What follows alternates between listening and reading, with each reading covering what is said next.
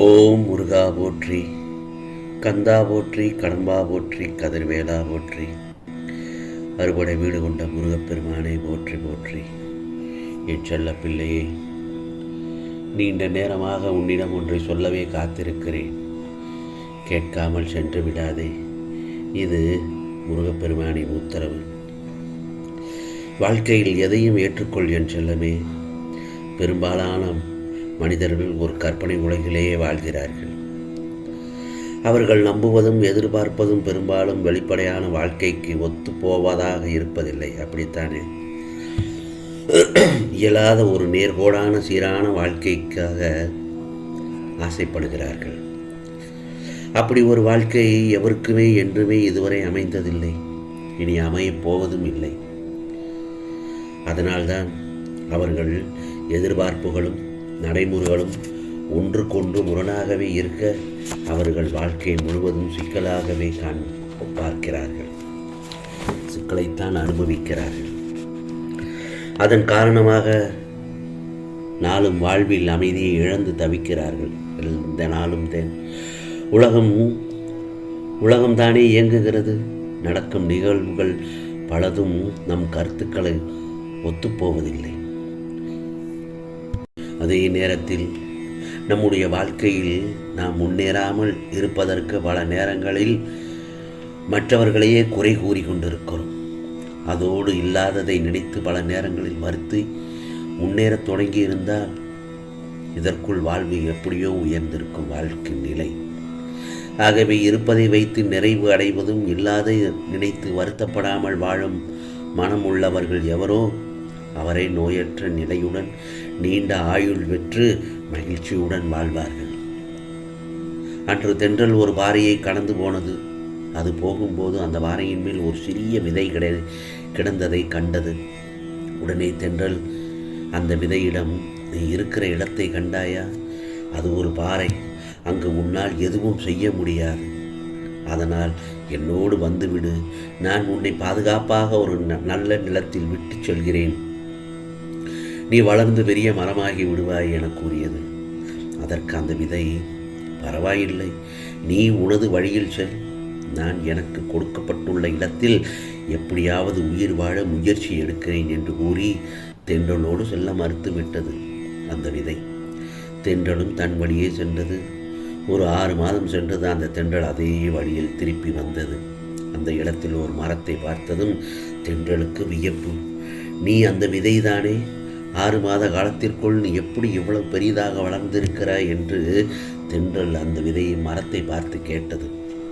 அதற்கு அந்த விதை, நான் இந்த இடத்தில் கிடைத்த ஒரு சிறிய மழை துளியை பயன்படுத்தி என் வேரை ஊன்றினேன்.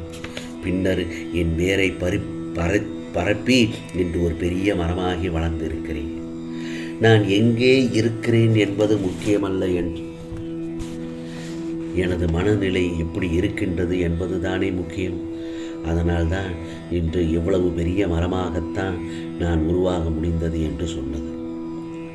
நீ விரும்பக்கூடிய வாழ்க்கை கிடைக்கவில்லை என்றால் கிடைத்த வாழ்க்கையை உனக்குள் சாதகமாக்கிக் கொள்ள வேண்டும்.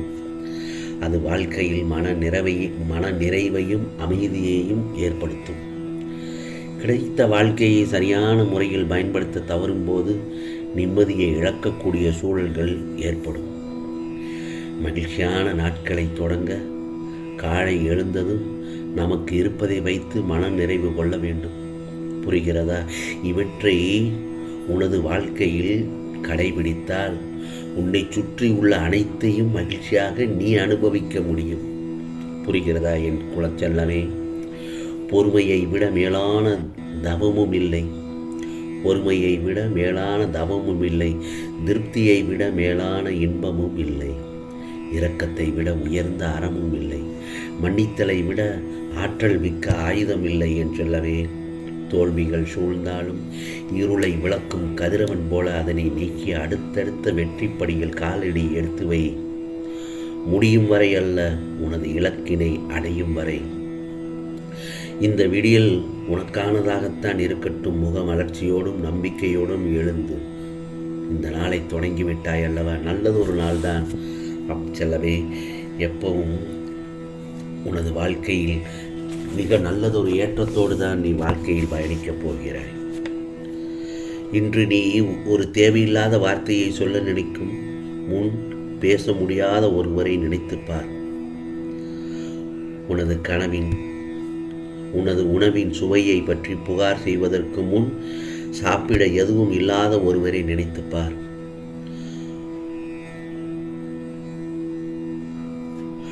உனது கணவனை பற்றியோ அல்லது உனது மனைவியை பற்றியோ புகார் செய்வதற்கு முன் திருமணமே ஆகாத ஒருவர் முருகப்பெருமானிடம் முறையிடும் ஒருவரை நினைத்துப்பார். முருகா, இன்று நீ என்னுடைய வாழ்க்கையில் பற்றி சதைப்பிடிவதற்கு முன் இந்த உலகை விட்டு சீக்கிரமாக சென்ற ஒருவரை நினைத்துப்பார். உனது குழந்தைகளை நினைத்து வருந்துவதற்கு முன் குழந்தைகளை விரும்பும் ஒருவரை நினைத்துப்பார். ஆகவே உனது அழுக்கு வீட்டை பற்றி நீ வாதிடுவதற்கு முன் யாரோ ஒருவர் சுத்தம் செய்யவில்லை அல்லது துடைக்கவில்லை, தெருக்களில் வாழும் மக்களை நினைத்துப்பார் என் செல்லவே. நீ ஓட்டும் தூரத்தை பற்றி சிணுங்குவதற்கு முன் அதே தூரம் கால்களே இல்லாமல் நடப்பவர்களை நினைத்துப்பார். ஆகவே வாழ்க்கை ஒரு பரிசு. அதை வாழ கற்றுக்கொள். அதை அனுபவிக்கவும் கொண்டாடவும் அதை நிறைவேற்றவும் இந்த முருகப்பெருமான் உன்னோடு தான் இருக்கிறேன். ஓ முருகா, முருகா என்று என் நாமத்தை சொல்.